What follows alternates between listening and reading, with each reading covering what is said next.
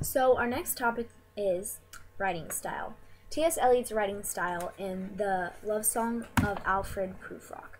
So again, I read an article on Bloom's Taxonomy by Murphy.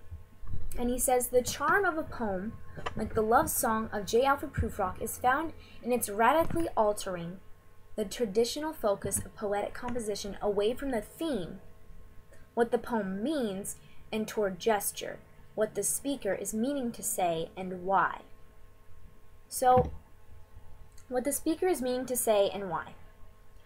Again, this poem is hard to understand because he skips from topic to topic, so you don't exactly know what the meaning is describing. But as you continue reading it, you start realizing why he's saying what he is saying. All these little stanzas that he puts in here are helping him get the idea of his search for his inner self across to the readers. And when T.S. Eliot is writing this poem, he's writing it about this man, J. Alfred Prufrock, and he's using these stanzas that are all mixed up, and it's not telling a story, it's describing what's going through J. Alfred's head.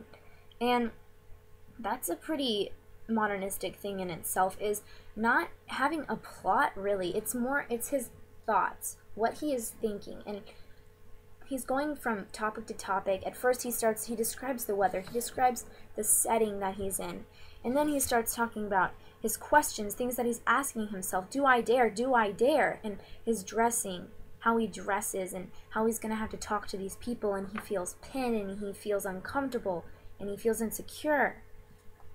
He feels disconnected from everybody. And that's why this writing style for T.S. Eliot is so unique, is the fact that he is going from stanza to stanza, and each one is a thought that is in J. Alfred's head, what he is thinking. So for the meaning, I also have a few other quotes about the meaning of this poem, the writing style of this poem. So it says, a large part of Eliot's achievement in the poem is that he makes his readers not only listen to, but struggle to understand a man who is telling them that he is so insignificant in his own social circles as to be hardly noticeable. And it is this very tension, the gap between what the reader is being told and who is telling it, so that the language of the poem seems both to separate from and create reality, that Prufrock both finds and defines its distinctively modernist qualities. So this poem, it goes in and out of reality. It talks about literal where he's at, but it's mainly about his thoughts, what he's thinking, and what's going on in his head.